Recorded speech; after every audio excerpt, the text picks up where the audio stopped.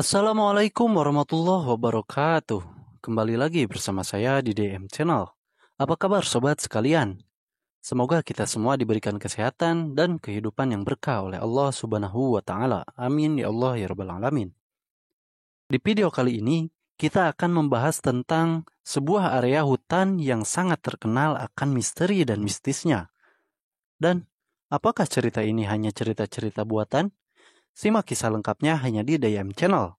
Terus dukung channel ini dengan cara subscribe, like, comment, and share. Supaya channel ini tetap berjalan menghibur sobat dan sedikitnya menghadirkan nilai-nilai edukasi untuk sobat sekalian. Oke, langsung saja pada pembahasannya.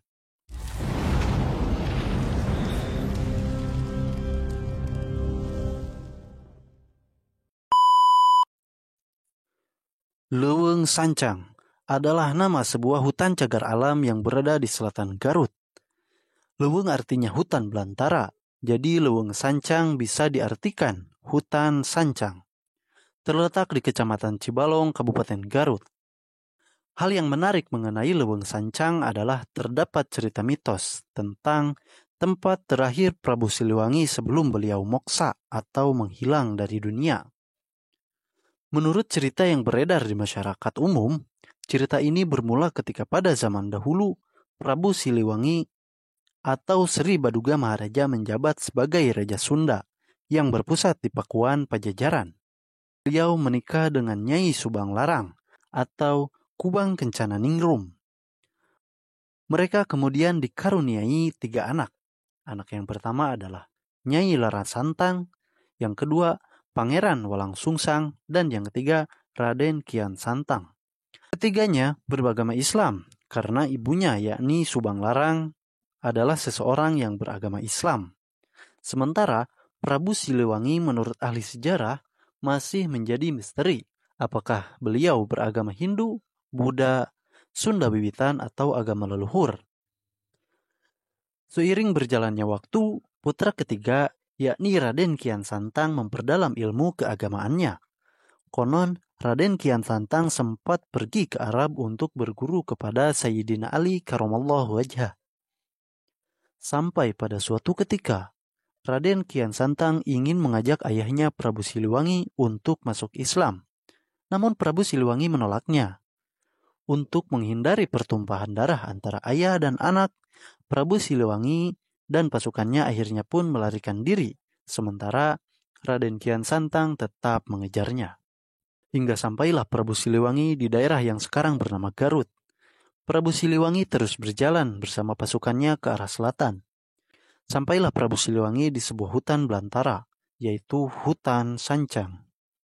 Prabu Siliwangi memutuskan untuk tinggal di sana bersama pasukannya dalam bayang-bayang kejaran Raden Kian Santang.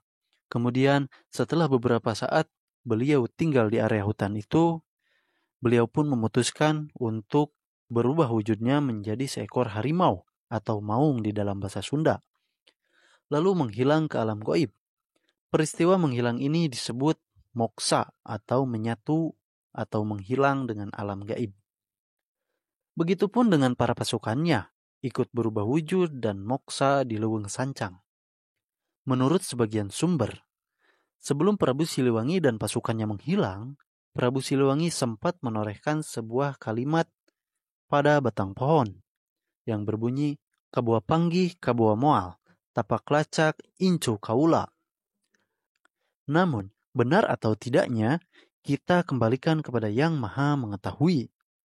Dikutip dari beberapa sumber, Leuweung Sancang dijaga oleh makhluk halus atau jurig yang dipercaya sebagai penjaga dan pelindung keasrian Leuweung Sancang. Dari sini, aura mistis mulai terasa, apalagi hutan atau Leuweung Sancang ini menjadi tempat moksa Prabu Siliwangi dan pasukannya. Maka semakin kentallah aura mistis dan keangkeran Leuweung Sancang. Masih di dalam area Leuweung Sancang, terdapat sebuah pohon yang bernama pohon kaboa, di mana masyarakat mempercayai pohon ini sebagai jelmaan dari Prabu Siliwangi dan pasukannya. Pohon kaboa bisa dijumpai di pesisir-pesisir pantai, rawa-rawa dan sungai di Leuweung Sancang.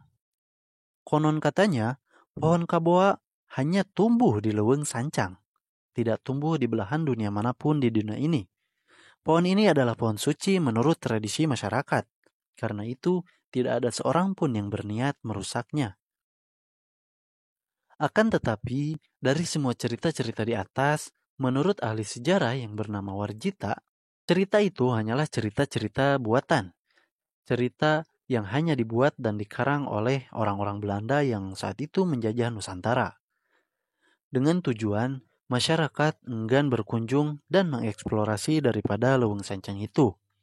Karena jika kita melakukan pencarian di internet, Leuweung Sancang adalah salah satu tempat yang menyimpan keindahan alam dan keeksotisan tersendiri, di mana flora dan fauna di sana masih original.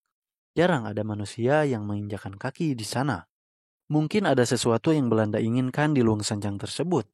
Entah apa sesuatu itu, yang jelas Belanda mempunyai satu tujuan yang berkaitan dengan Leuweung Sancang ini. Terlepas mana argumen yang lebih benar, sebaiknya kita tetap menghargai daripada budaya dan tradisi serta adat istiadat di tempat apapun dan di tempat manapun. Percaya atau tidaknya kembali ke diri masing-masing dan hanya Allah yang maha mengetahui atas semua hal. Mungkin cukup sekian pembahasan pada video kali ini. Sampai jumpa di video selanjutnya.